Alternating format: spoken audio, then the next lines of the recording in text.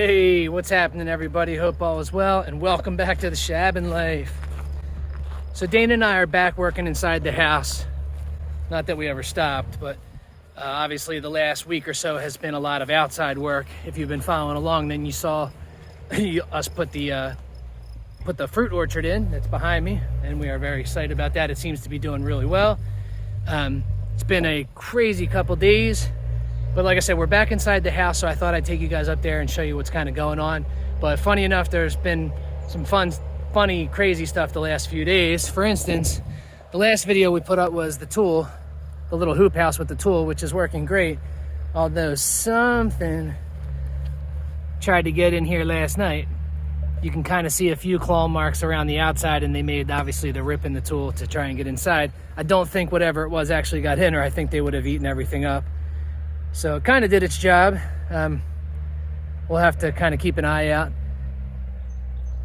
Dana and I were looking into electric fences for when we got chickens, and we think we might jump on that a little ahead of time and just put the electric fence around the garden so that we don't worry about this getting kind of eaten up. I mean, you know what it's like to, if you grow vegetables, then you know what it's like to put all that effort in and then have it eaten up in one night.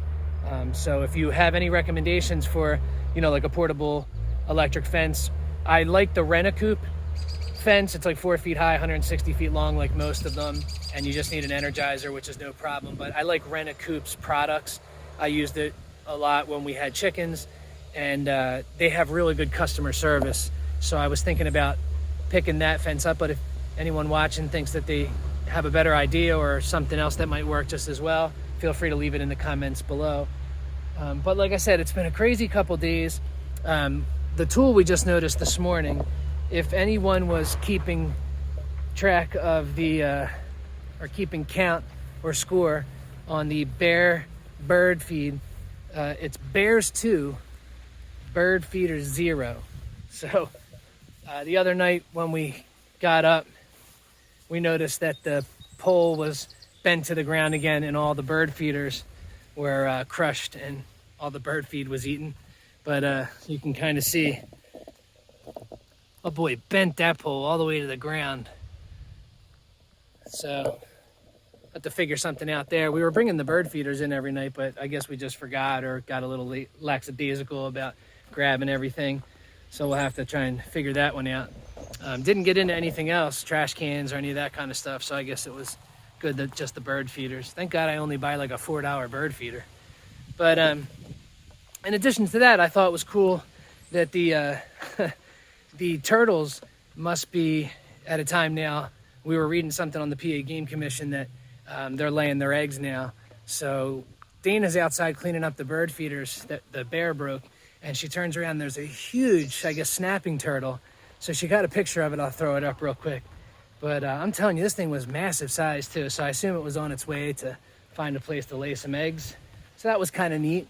The deer have been a problem in regards to eating things, as they always do. We knew that they were going to get into some of our stuff, and we don't really care. And I know that we're sort of putting things in the ground and we're kind of moving and grooving, but we may have to slow it down a little bit and try and figure out better ways to make sure we keep some of the stuff we put in the ground. They really are leaving stuff alone down there in regards to the fruit trees and that little fun-sized garden, probably because of that tool. But up here in the other garden, I'll show you, they've pretty much eaten everything down. We had maybe 4 or 5 leftover tomatoes. They were about maybe 2.5 feet high maybe, and they just got eaten down to nothing.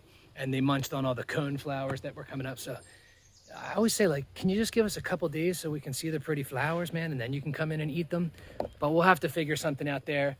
We have some solar-powered little motion lights, and I think we're going to slam a couple posts in on the back side of the garden and put them up, and hopefully maybe just the lights turning on might deter them for a little bit. I'm sure they'll get used to anything that we put up there, but we got to try something, right?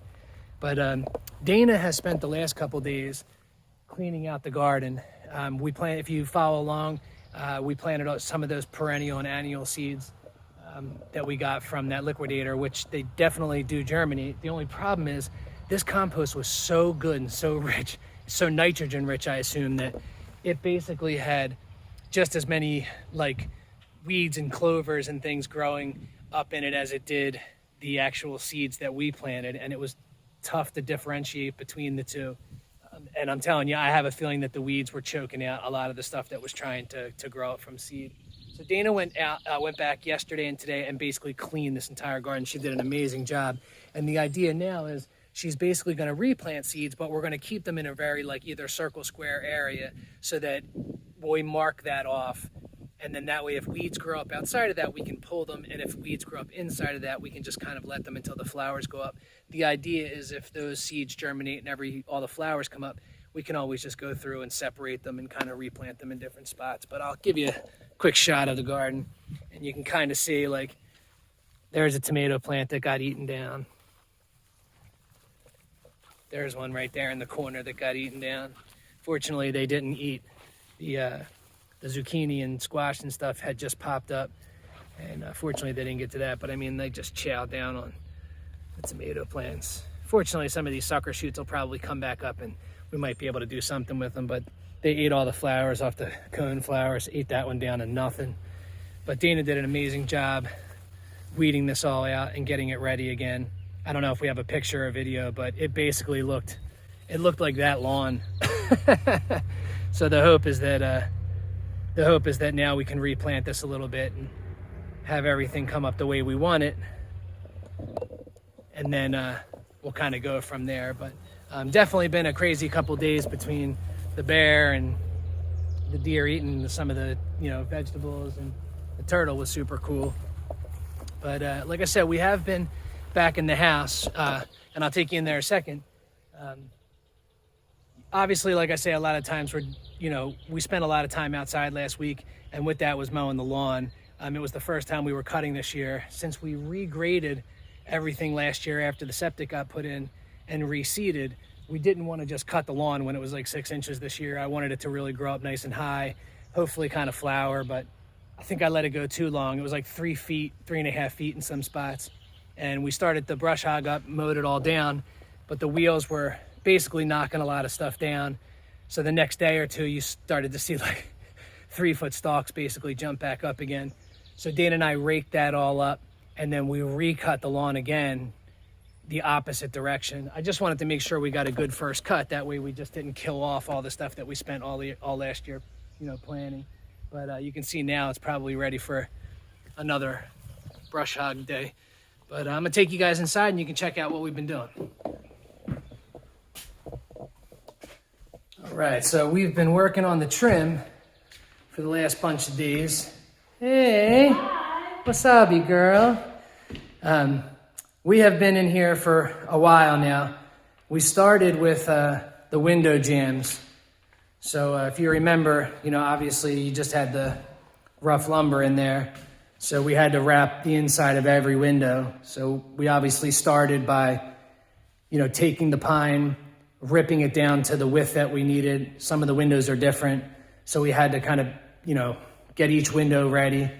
And then we spent a few days wrapping the insides, getting the jambs all set in place, getting them all nailed in, which worked out really well. I'm not gonna lie, it's a little bit of, just like everything else, it's a little tedious.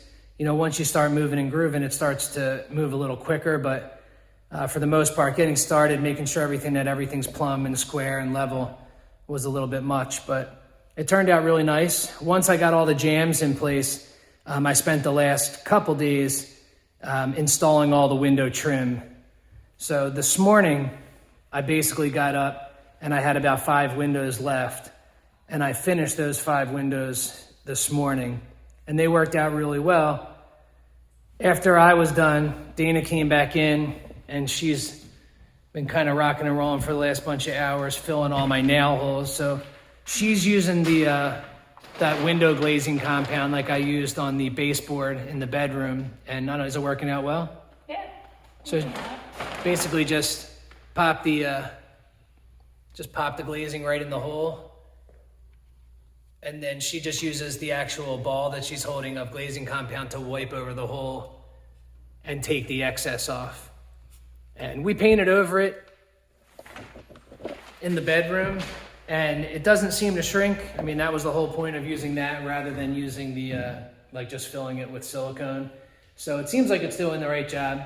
when Dayna's all finished up, I'll go back and I've got to caulk some of the parts of the windows before we start painting, and then we should be able to start wrapping things up. But that's basically what we've spent the last, over the last 2 weeks or so. When we weren't outside, we were inside working on all the trim. So like I said, we had originally picked up all the pine, we ripped it down to size, then we primed and painted all of the jambs to make it a little bit easier. That way, once Dayna was done with the glazing compound, we really should just need to go back and touch up all those nail holes, because everything should sort of match. If I know us, we'll probably go back and paint all the trim over again.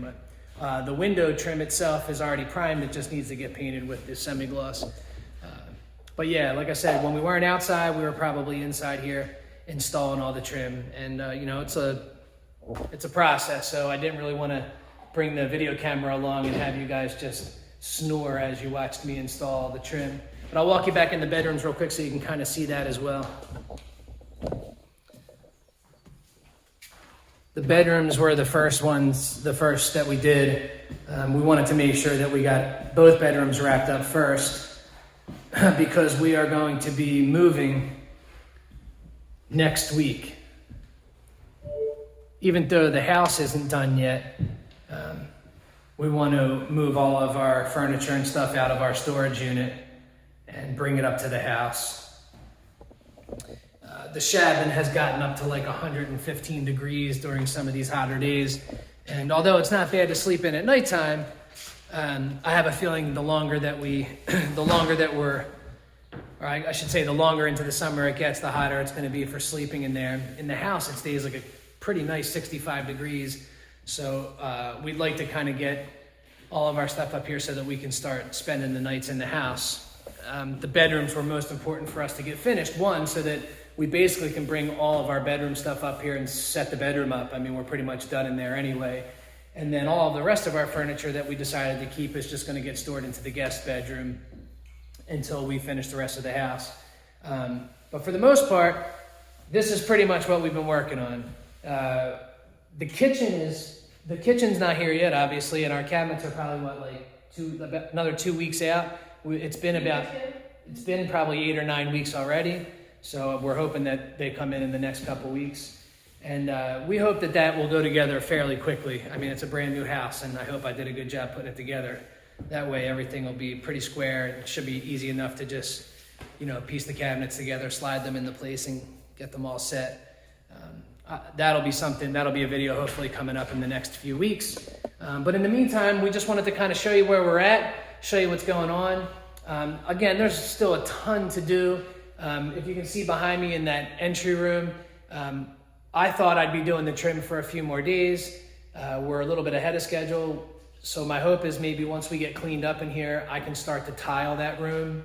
And then once it's tiled and grouted, I can at least trim out the doors, put the baseboard, install the utility tub, and kind of get that room rocking and rolling as well. I don't know, I always start these videos off with a whole bunch of stuff to tell you and sort of forget, but this is my third time doing this video because I don't want to do any edits. So we'll see how that works out. But yeah, for those of you guys who have been following along since the beginning, you can imagine how Dayna and I feel to be where we are right now. The window trim being done is big. It means that we're really getting close. But obviously we know that there's still a ton to do. I don't even want to mention the accessory building. Our hope is that the lumber futures look like they're going down, so maybe we get lucky, and when we go to order some wood, we can catch a little bit of a break. That's why we've held off so long, or at least an entire season at this point. But that'll be for another video. But if this is your first time checking in, I assure you the videos are much more exciting than me just walking around. And if you've been around since the beginning, we thank you as always, man, for coming back and checking out the videos. If this is your first time, feel free to hit subscribe, check back.